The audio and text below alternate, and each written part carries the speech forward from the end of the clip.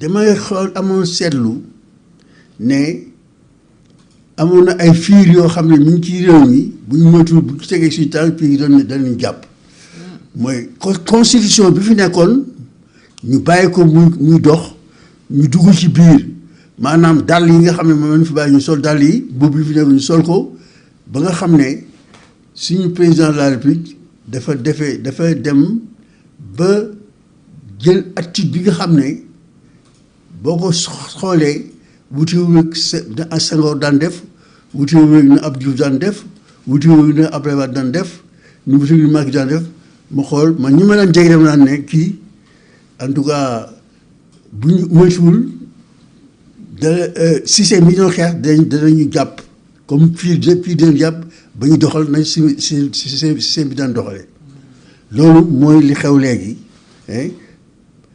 di ñu xam ne dañu waroon dès les premiers jours ñu changer constitution indi suñ constitution boo xam ne dañ koy seet jàngat ci assises nationales yi fi amoon projet bi mu defaroon puis ñu seet yi dafa benn constitution boo xam ne day uti constitution Senghor bi ñu ba dañ mën a fekk ay suñu mbubbi bopp suñu daali bopp suñu mbaxane bopp ñu mën ci wéy mais malheureusement li indi lii lépp mooy amuñu constitution buy bees te suñu noon yi ak ñi leen liggéeyal dañ naan il faut ngay respecter constitution bi nag du suñu constitution Senghor la boo xam dañ ko laal di ko laal rek mais constitution bi mooy nit moo fi nekk def lu ko neex nekk président de la République nekk ci kaw kenn du ne déet suñu mbokk mi di Diomaye bu ñëwee topp loolu protocole bi détaché ko mu tàqalikoo nag ak askan wi. kon Diomaye moo wàcc yoon bi. moo wàcc yoon wi pour man. ok Sonko moom mi ngi ci yoon bi ngeen teg woon. parce que maa ngi ñëw parce que Diomaye bi ma xoolee ni mu comporté woo ci palais bi. du génn palais du dem dafa coupé du si xëy na di ci moom xëy na portrait bi mu fekk te changé wu ko constitution bi mu fekk te changé wu ko mu dugg ci biir le régime présidentiel nga xam ne président mooy lépp li ñi jël bi dara il s'est pas comporté en révolutionnaire waaw ça c'est mon point de vue sama observation moo ma ko may parce que ba mu nekkee ci boobu gisaguma tey benn jataay boo xam ne benn meeting boo xam ne Diomaye dem na fa waxtaan ak peuple bi askan bi. meetingu doole askan amul. meetingu Pastef. moom waaw monsieur Pastef même peut-être mu sax mais nag muy dem gisuma Diomaye mu génn palais bi dem ci nit ñi révolutionnaire dafa am comportement révolutionnaire. keroog sax meeting bi ko coalition am organisé Mbour demul. mais un révolutionnaire c'est-à-dire que nous avons conquis un pouvoir révolutionnaire mais celui qui Ousmane a désigné ne se comporte pas en révolutionnaire. C'est ça le problème. Notre problème, c'est ça. Est-ce que maintenant, on doit se poser des questions? Est-ce que moom ci boppam xam ne li mu yore lan la fi mu jógee lan la ko war a doxalee mais dafa ànd rek ci mouvement bi ànd ak constitution bi ànd ak protocole am kenn du ko gis kenn du ko dégg bu génnee mu nga jël avion voyager bu ñëwee mu nga ci palais bi loolu du comportement révolutionnaire te baaxul aussi ci ñu li ko jox. kon su ma la déggee Pastef sax amatul accès ci président Diomaye. dara. yow bi mu faloog léegi gis nga ko. gisuma ko benn yoon laa ko gis. ci asalaay benn yoon laa ko gis benn yoon boobu rek ba depuis lors. avant muy prêter serment. loolu xam nga loolu normalul man ma nga xam ne si je suis le doyen du parti wax na ma dem au moins mu invité reer ak yooyu ay ñu waxtaan. mais il n'est pas révolutionnaire Diomaye keroog invité député yi demoon. Diomaye son problème man xam nga yàgg naa ci politique bon dëgg la il a assumé des responsabilités ci Pastef mais je me pose des questions maintenant. Est-ce que loolu moom Diomaye est-ce que li mu def Pastef yëpp c'était il a appris que révolutionnaire la est-ce que Diomaye est révolutionnaire? C'est ça la question pour moi. Et je cherche à répondre à cette question en disant, en tout cas, ce que j'ai observé depuis le 24 mars, bi mu prêter serment léegi, dafay woon peuple bi ginnaaw. te un révolutionnaire ne fait jamais ça. Jamais. Un révolutionnaire, il doit rester tout un peu. Fidel Castro, bi ñu ko falee, il a créé benn place sur la place de la révolution. foofu daan ñëw de temps en temps day peuple bi ñu waxtaan nii la demee parce que les Américains ñu koy fexeel peuple bi di comprendre mais un président de la République élu par un parti révolutionnaire qui se comporte de la manière boo xam ne noonu la Diomaye di comporter pour moi c'est pas la bonne attitude c'est pas la bonne manière te il faut que moom mu def son examen de conscience te accepter les critiques man wax naa ko ci benn sorte mu def ne Diomaye dafa ak suicide ñoo ngi def autocritique te loolu moo ko mën a sooy mu mënoon sooyee suñu révolution bi. nanguwul critique. nangu critique parce que gis nga ni muy dàq te ñooñu dañuy jox seen point de vue rek. entre bu fekkee ñun ay frères lañu nekk dans le même parti. te itam moi je pense que am na lu ñu dese mooy toujours la constitution bi mu fekk dañuy tënk ba nga xam ne mu ñu def li ñu war a def bu ñu nee le président définit la politique de la nation.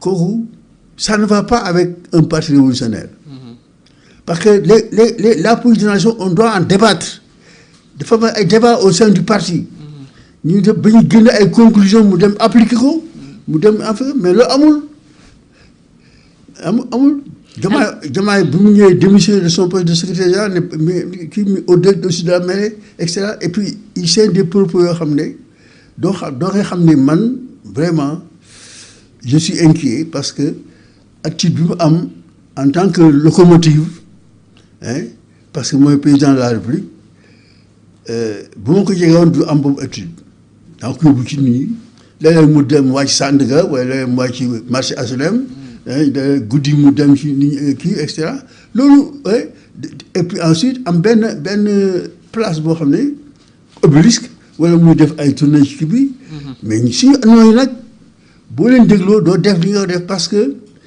dañu naan tu es le président de tous les Sénégalais da nga war a nekk ci kaw waruloo am attitude de partisan dañu fi nekk yooyu am na partisan la Senghor du ne fépp parti social doon defar Abdou Diouf noonu Abdoulaye PDS loolu kii APR ñoo nga ñëw rek ñu bëgg la nax ne la non tu es le président doo kii non il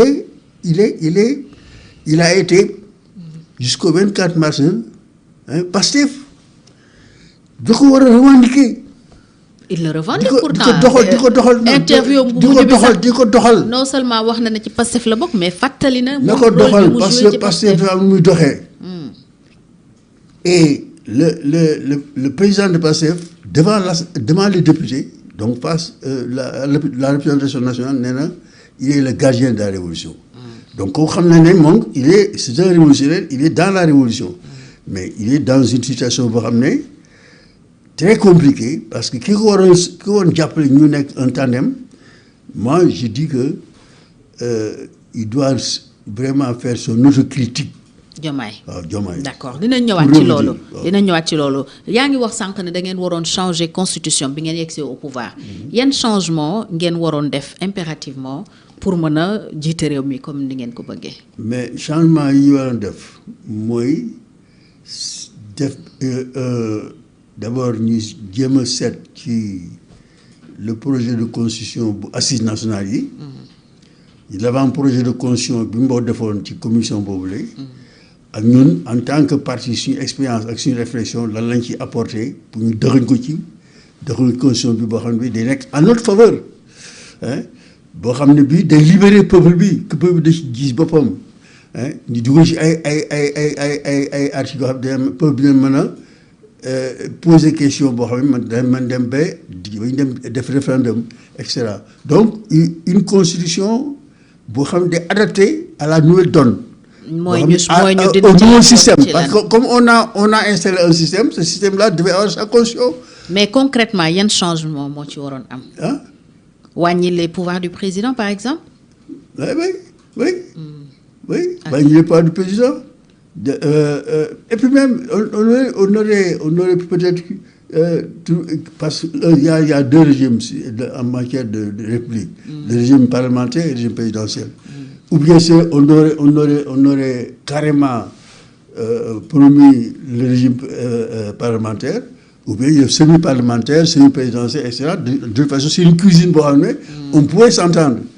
Mais malheureusement, jusqu'à le moment où je parle, c'est la constitution de Léopold Sédar Senghor qui s'est inspirée des événements de 62 où il y avait un régime parlementaire avec Mamadou Dia, mu dàq régime boobu installer un régime présidentiel fort boo xam ne dem na ba 1970 créer le poste de premier ministre, mais tout en gardant l'essence même de sa constitution boo xam ne moo ko numéro Abdoulaye bu ñëwee c'est la même Abdou ñëwee il s'est inséré dans cette constitution là nekk le président bon Abdoulaye Wade noonu Macky noonu et aujourd'hui Diomaye est en train de faire la même chose, mais il y a pas on n'a pas manifesté le fait que il y a un changement le 24 mars, le fait que on a accompli une révolution, le fait que on veut démanteler un système qui est responsable